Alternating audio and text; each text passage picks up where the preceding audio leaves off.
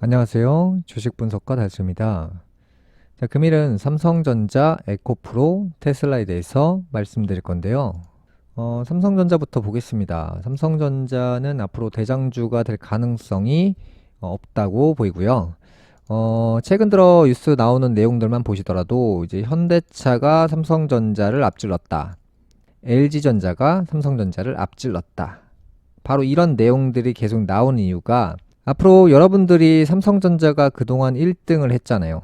그 모습을 보고 투자를 하신 거고요. 사실 1등의 자리에 있다는 것은 그 왕의 자리잖아요. 왕의 자리를 영원히 지킨 사람은 전 세계에 단 한 명도 없어요. 이전에 코카콜라가 잘 나갔다고 해서 지금도 잘 나가냐? 아니라는 거죠. 지금은 엔비디아, 테슬라 같은 기업들이 더 잘 나가죠.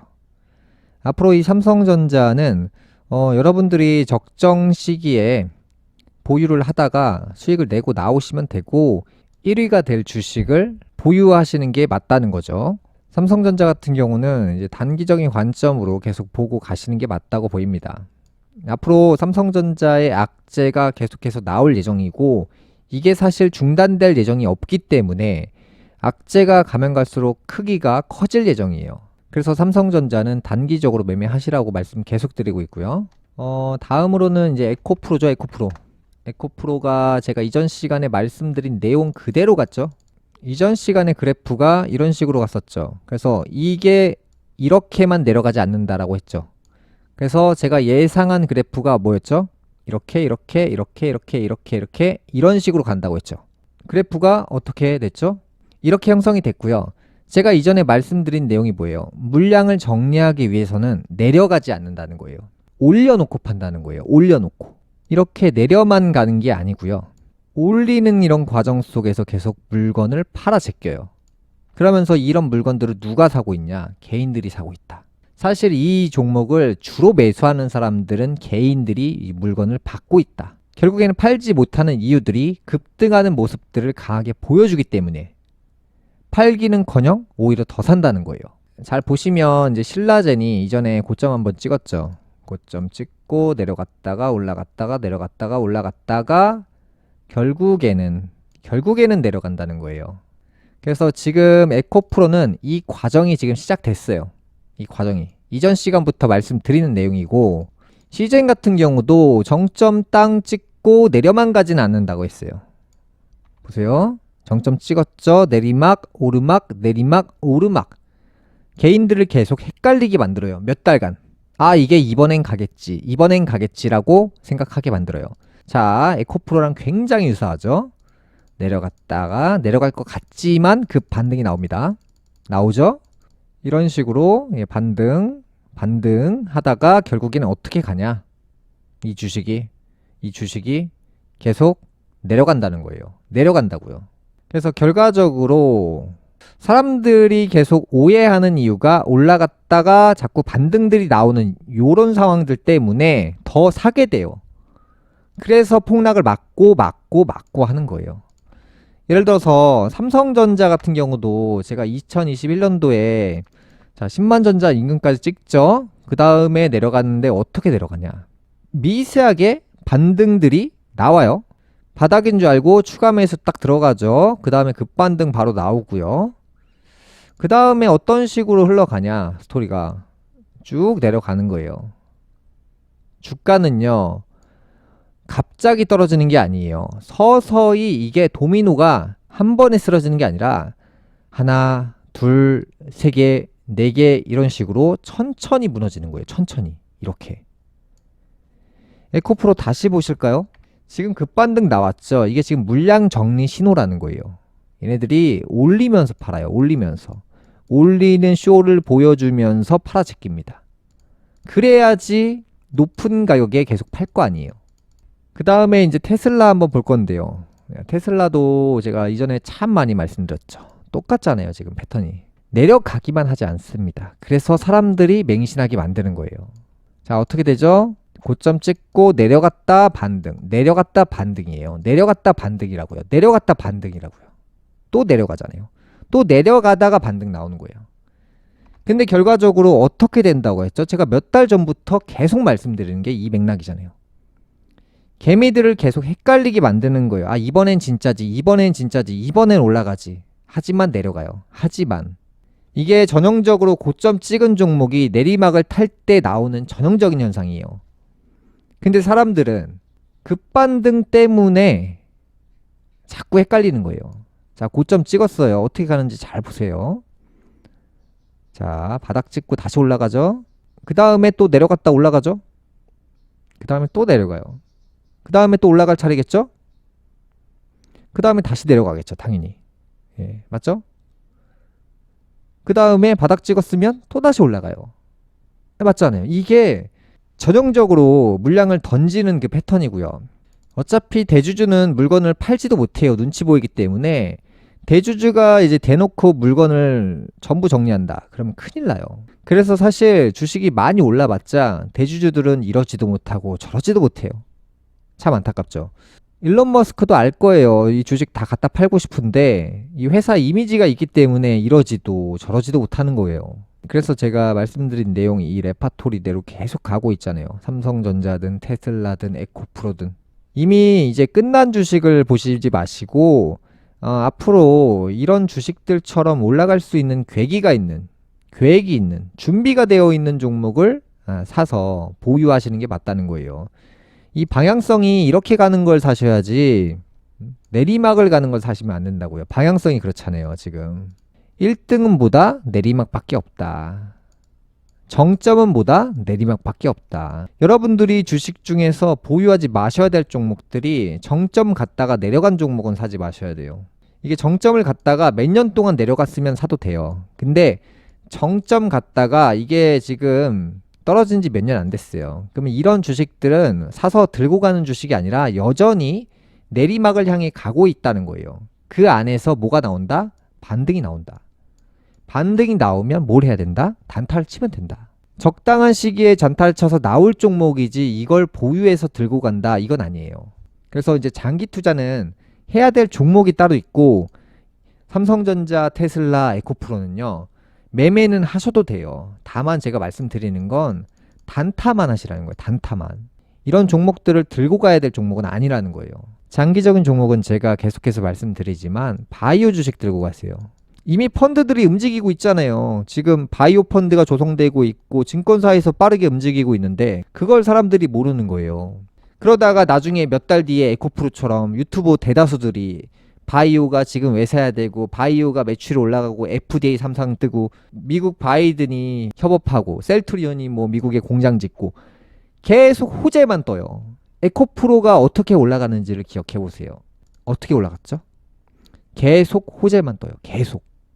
그럼 계속 올라가요. 계속. 근데 그게 언제 뜰지 모르니까 미리 사서 기다리는 거예요. 이미 호재 다 뜨고 나서 사면 안 되고요.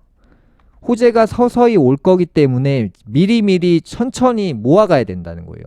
그러면 언론이 장악되고 도배가 될 거예요. 어느 순간에. 그때까지 기다렸다고 그때 팔고 나오는 거예요. 바이오 섹터는 지금 유행이 안 불었잖아요. 그럼 유행 불차례라는 거예요.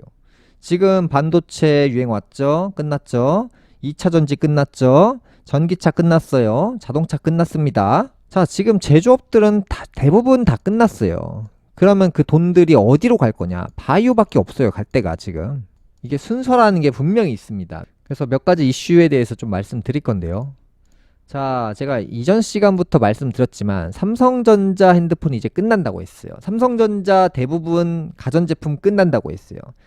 기술력의 상향평준화를 이해하셔야 돼요. 그러니까 어떤 거냐면 이 세상이 발전이 된다는 것, 자본력이 생겼다는 것은 어떤 내용으로 이해할 수 있냐면 옛날에 우리가 어렸을 때 노래를 잘 부르는 사람이 거의 없었어요. 그래서 옛날에 가수하기가 정말 쉬웠어요. 노래를 좀만 잘하는 사람들이 가수가 돼요. 근데 요즘에는요. 유튜브를 켜보면 누구나 노래를 잘해요. 기본적으로 사람들이 지금은 상향평준화가 됐다는 거예요. 그 다음에 또 뭐가 있냐. 학생들이 요즘에는 공부를 다 잘해요. 기본적으로 평균 이상 공부를 잘하기가 쉬워졌다는 거예요. 공부로 성공하는 시대가 아니라는 거예요. 누구나 잘할 수 있기 때문에 그냥 누구나 잘하는 거 이렇게 되는 거고요. 지금 이제 핸드폰 같은 경우도 누구나 만들 수 있는 핸드폰이고 자동차 같은 경우도 제가 중소기업이 대기업을 누른다고 했잖아요. 뭘로? 전기차로. 중소기업이 대기업을 누른다고요. 최근 들어서 이슈받은 기업이 뭐예요? 쌍용차잖아요. 쌍용 같은, 예를 들어서 뭐 지금 이름 바뀌었죠, KG로. 이전에 쌍용 같은 자동차들이 이제는 전성기를 타는 거예요. 왜냐? 사람들이 외골수가 돼요. 외골수. 지금은요, 기술력이 특정 어느 기업이 좋다라고 할 수 없는 시대가 온 거예요. 한국 시장 같은 경우도 샤오미폰 전성기가 시작됐어요. 지난해 1분기 기준 점유율이 1%대였거든요. 2분기 들어서 2%로 올라갔고요. 3분기 되더니 3%로 올라갔어요. 점유율이 계속 올라가요. 왠지 아세요? 삼성 핸드폰이 예를 들어서 100만 원씩 합니다. 예를 들어서 그냥. 근데 샤오미 폰이 얼마냐? 20만 원밖에 안 해요. 근데 성능이 떨어지냐? 아니요, 비슷해요. 사람들이 이제 진가를 아는 거예요. 진가. 대기업 제품 이제 소용없다. 왜냐? 기술력이 대부분 이제 중소기업들도 품질이 많이 올라왔어요. 예전처럼 정말 구닥다리를 만드는 게 아니라 쓸만한 걸 만들기 때문에 가전제품 시장 같은 경우도 삼성전자가 앞으로 굉장히 어려워져요. 누구나 만들 수 있다고 했고, 제가 이전 시간에 말씀드렸잖아요. 요즘에는 중소기업 냉장고, 중소기업 전자레인지, 삼성전자 입장에서는 점유율과 매출을 작은 기업한테 뺏기고 있는 상황이에요. 희한하죠. 지금 모든 것들이 대기업 전성시대가 아니라 중소기업 전성시대예요. 지금 이 불의 시대와 물의 시대의 주가 뭐냐면, 이제 불의 시대 예전은 대기업 전성기였어요. 대기업 전성기. 대기업은 뭘 만들던지 잘 팔렸어요. 한 가지를 추종한다는 거예요. 사람들이. 삼성을 추종한다는 거예요. 연예인으로 봤을 때는 장동건을 추종하고 전지현을 추종하는 거예요. 한 개를 추종한다고요. 예전 세대들은. 근데 요즘 세대들은요, 중소기업이에요. 중소기업. 다양한 제품, 다양한 기업들, 다양한 브랜드로 뻗어간다는 거예요. 한 가지의 연예인이 아니라 다양한 스타들한테, 입맛에 맞는 스타들한테 끌려간다는 거죠. 그래서 누구나 스타가 될 수 있다는 거예요. 할아버지, 할머니, 초등학생, 유치원생들도 스타가 될 수 있는 시대가 온 거고요. 이게 물의 시대 주특기고요. 브랜드로 봤을 때는 중소기업이 대기업을 누를 수 있는 기회를 만난 거예요. 예를 들어 이제 쌍용차 같은 곳들, 지금 이름은 이제 KG 모빌리티라고 하는데요. 이런 기업들이 인기를 끈다고요. 독특한 걸 사람들이 선호하고 안 써본 걸 선호해요. 삼성 같은 경우는 표준화예요. 표준화. 매력이 없어요. 제품들이. 그냥 공식화잖아요. 특별한 게 아니라. 대부분 사람들이 좋아하는 것만 만들잖아요. 잘 팔리는 것만. 근데 중소기업은 아웃사이더들, 매니아층 이런 제품들을 만든단 말이죠. 그래서 입맛대로 중소기업들이 편성이 되면 빨간색을 좋아하는 사람들은 A기업, 파란색을 좋아하는 사람들은 B기업 제품을 사는 거예요. 이렇게 전문성은 이제 누구나 가능하기 때문에 삼성전자나 현대차나 이런 제품을 만들 때 삼성전자가 주도해서 만드냐? 아니에요. 중소기업이 그동안 삼성전자한테 제품을 만들어서 납품을 했고요. 삼성전자 입장에서는 우리가 만들었다, 우리가 전부 한 거다 라고 얘기하는 것 뿐이에요. 대부분 기술력이 중소기업한테 이미 있고요. 이 중소기업들이 지금은 독립을 하고 있어요. 삼성전자 너네랑 이제 거래 안 하겠다, 우리 이제 자사 제품 만들겠다, 뭐 이런 식으로도 되고요. 그래서 제가 이제 좀 시대를 좀 앞서가서 주로 얘기하다 보니까 사람들이 이해를 잘 못하시는데, 뭐 시간이 지나면 결국 아실 수밖에 없는 내용이고, 제가 이제 은행권들 전부 파산한다고 말씀드렸죠. 그래서 지금 퍼스트 리퍼블릭 예금이 최근 들어서 133조 원이 빠졌어요. 이 기업이 지금 시가총액이 8천억밖에 안 돼요. 8천억밖에 안 되는 회사가 133조 원이 빠져나갔어요. 뭐예요? 이 기업의 상황이 미국의 전반적인 지역은행들의 대부분 상황을 대변해주고 있다는 거. 그래서 지금 미국이 천천히 쓰러지고 있다. 천천히. 그래서 당장 쓰러지지 않기 때문에 뭐 지금 당장 겁먹으실 필요 없고요. 이전 시간에 말씀드린 게 이제 기업들이 줄줄이 파산하고 기업들이 해고 열풍이 분다라고 계속해서 말씀드렸죠. 그래서 이제 슬슬 결과들이 나오고 있잖아요. 그래서 이게 뭐냐? 시차라는 게 존재한다. 뭐든지. 제가 망한다고 말을 해도 이게 당장 망하는 게 아니고요. 최소 3개월에서 6개월 있다가 그 결과들이 나와요. 그래서 지금 천천히 반응하고 있다는 점. 배드베스 앤 비욘드, 데이비드 브라덜 파산 보호 신청을 했고요. 퍼스트 리퍼블릭 은행의 주가가 뭐 200달러 인근이었는데 지금은 뭐 3달러 인근이니까 그냥 99% 가까이 주가가 빠졌어요. 지금 이렇게 주가가 하락하는 종목들이 미국에서는 정말 많이 나올 거예요. 기업이 파산을 하게 되면 기업이 사실 뭐 주가가 남는 것도 아니고 그냥 뭐 영원이 될 수도 있고요. 90%씩 빠지는 회사들이 많이 등장을 할 예정이에요. 그래서 지금 뭐 당장 위기가 오는 건 아니에요. 제가 왜냐면 이전 시간에도 많이 말씀드렸지만 대비를 하시라는 거예요. 이게 갑자기 올 것도 아니고 어느 순간 방심하고 있을 때 그때 오거든요. 그래서 이제 주가가 이제 바닥 찍고 그 다음에 반등 하다가 몇 달 안에 그런 쇼크들이 오거든요. 항상 이런 뉴스가 뜬다고 해서 시장이 바로 반응하진 않아요. 나스닥 지수가 실제로 이제 2008년 당시와 유사하게 갈 확률이 높다라고 말씀드렸죠. 그래서 이제 고점에서 바닥 찍고 반등하다가 쇼킹이 나왔죠. 이때가 언제였냐면 2008년도 가을입니다. 가을. 그래서 지금 저희는 이제 봄쯤에 와 있기 때문에 몇 달 뒤에 이런 상황이 벌어질 수도 있다는 것을 참고하시고 매매를 하셨으면 좋겠습니다.